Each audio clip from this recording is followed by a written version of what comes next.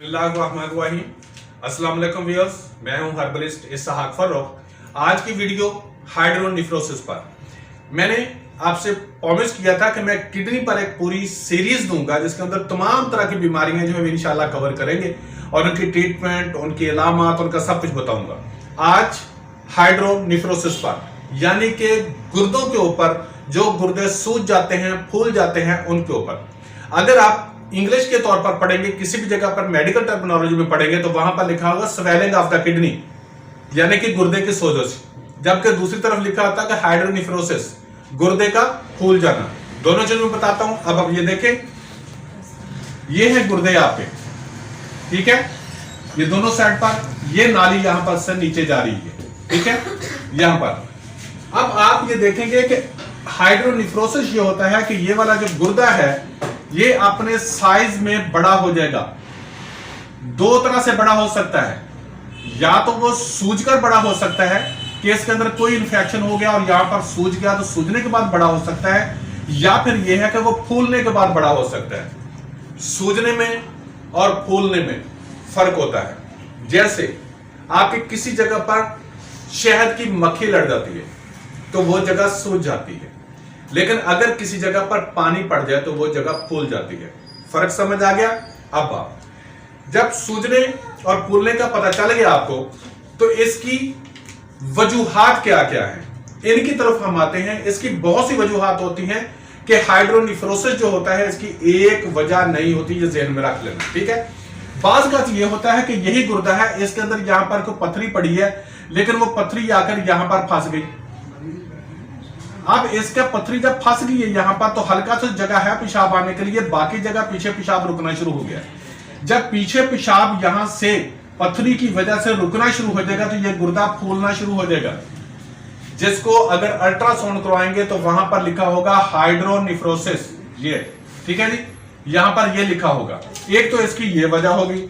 दूसरा ये कि अगर यहां से जो खून की नालियां आ रही हैं अंदर इसके, और वहां से फिल्टर हो रहा है, ब्लड जो है वो फिल्टर होता है, पानी इधर निकल जाता है, वहां से खून का कोई कतरा निकलकर इस नाली में फंस जाता है, खून का कोई कतरा निकलता है और यहां पर आकर जम जाता है, तो जमने की वजह से, ब्लड क्लॉट की वजह से भी पेशाब पूरा आगे नहीं जाएगा। जब पेशाब पूरा नहीं जाएगा तो पीछे पेशाब जमा हो जाएगा और ये गुर्दा सूजना शुरू हो जाएगा, ठीक है जी, ये प्रॉब्लम भी होगी। इसके आगे जो है, इसके प्रॉब्लम और जो है कि बाज का ये चीज होती है कि कोई इंफेक्शन ऐसा हो गया जिस इंफेक्शन की वजह से गुर्दे में सोजिश होगी, और जब गुर्दे में सोजिश होगी तो साथ ये नाली भी सूज जाएगी। ये सूजने की वजह से यूं अंदर को ये भी चलेगी और यूं भी सूज के यहां पर ये भी अंदर को चलेगी। जब ये दोनों अंदर को चली जाएंगी तो पेशाब यहां से जो गुजरना है उसके लिए जगह कम हो जाएगी। क्लोज लेना भैया, ठीक है ना, तो ये जगह कम हो जाएगी। जब जगह कम होगी तो पूरा पेशाब यहां से खारिज नहीं होगा। जब नहीं होगा तो गुर्दे के ऊपर प्रेशर पड़ेगा और गुर्दा फूल जाएगा। ये वजह भी होगी इसकी, ठीक है। अब इसके आगे जो और वजह है वो भी सुन ले।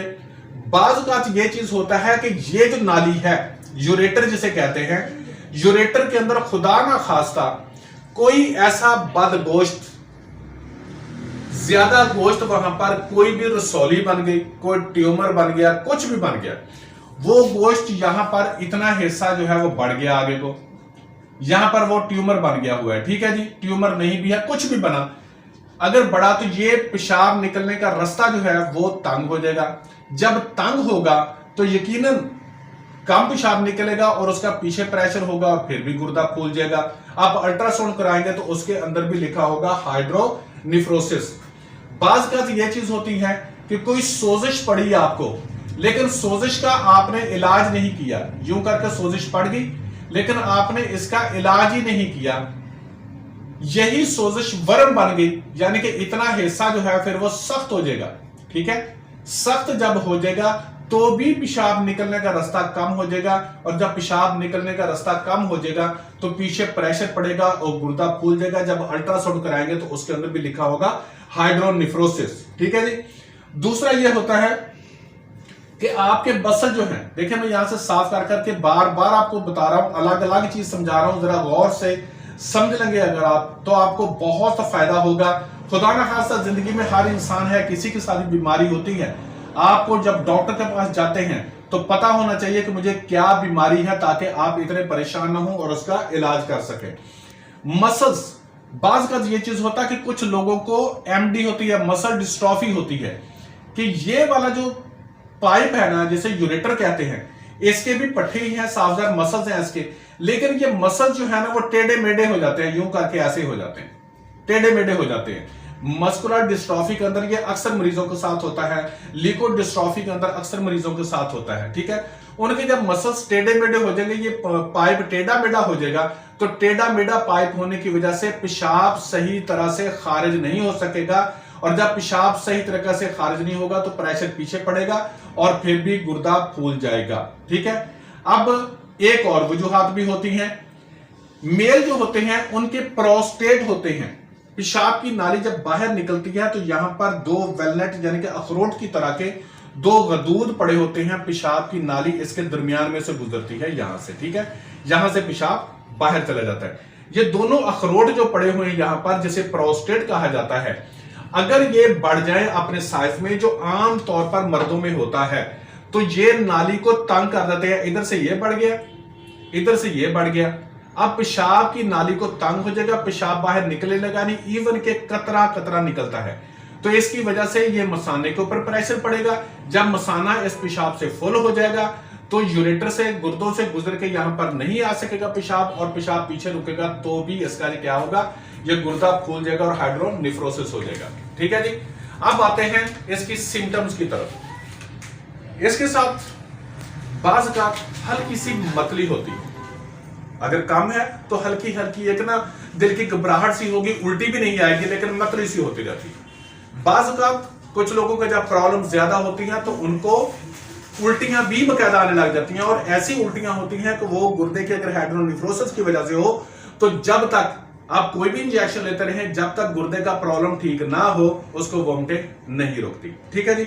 उसके आगे है जी कि इसके साथ बार बार पेशाब आता है, थोड़ा आएगा बार बार पेशाब आएगा, क्योंकि पूरा खारिज नहीं होता तो आपको एक दफा करके फिर दोबारा जाना पड़ जाएगा। इसके जी कमजोरी महसूस होती है, जब भी हाइड्रोनेफ्रोसिस हो जाता है तो उस वक्त आपको मस्कुलर वीकनेस जो है, हर वक्त एक कमजोरी सी, नकाहत सी, काम करने थोड़ी सी थकावट सी वो हो जाती है। बुखार भी इसके साथ हो सकता है, टेम्परेचर इसके साथ हो सकता है। टेम्परेचर कब होगा कि जब अगर गुर्दे के अंदर सोजिश पड़ी हुई है या आपके इस जगह पर कहीं पर इंफेक्शन हो गया तो आपको बुखार भी होने लग जाएगा, ठीक है। अब आप कहेंगे कि ट्रीटमेंट बताएं। अब मुझे भाइयों देखें, मैंने आपको कितना कुछ यहां पर बताया कि अगर स्ट्रक्चर बना हो तब भी होगा, अगर ये नाली बढ़ गई तब भी होगा। अब इतनी सारी चीजों की ट्रीटमेंट अलग अलग होती है। कभी ऐसा नहीं हुआ कि एक ही आप टोटका इस्तेमाल करें, एक ही फार्मूला इस्तेमाल करें तो हाइड्रोनेफ्रोसिस ठीक हो जाए।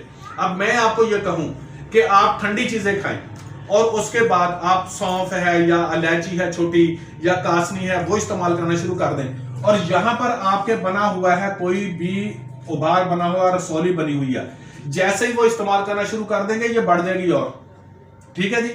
लेकिन अगर यहां पर आपके पथरी फंसी हुई है, ठीक है, कोई पथरी है वह यहां पर फंस भी हुई है, और आपने पेशाब लाने के लिए चीजें खाना शुरू कर दी और पथरी है वहां पर 13 mm की, और 13 mm की वो यहां पर नाली मजीद तंग हो जाती हुई यहां पर आप पर फंस गई तो आपको इमरजेंसी हो जाएगी। इसलिए हाइड्रोनेफ्रोसिस अगर हो, अपने डॉक्टर के साथ मशवरा करके उसकी ट्रीटमेंट करवाएं। अगर किसी हकीम से इलाज करवाते हैं तो पूरी तफसील बताकर और अपनी पूरी तसल्ली करवाने के बाद ट्रीटमेंट करें। ये देखें कि आपको हाइड्रोनेफ्रोसिस है क्यों, ठीक है जी।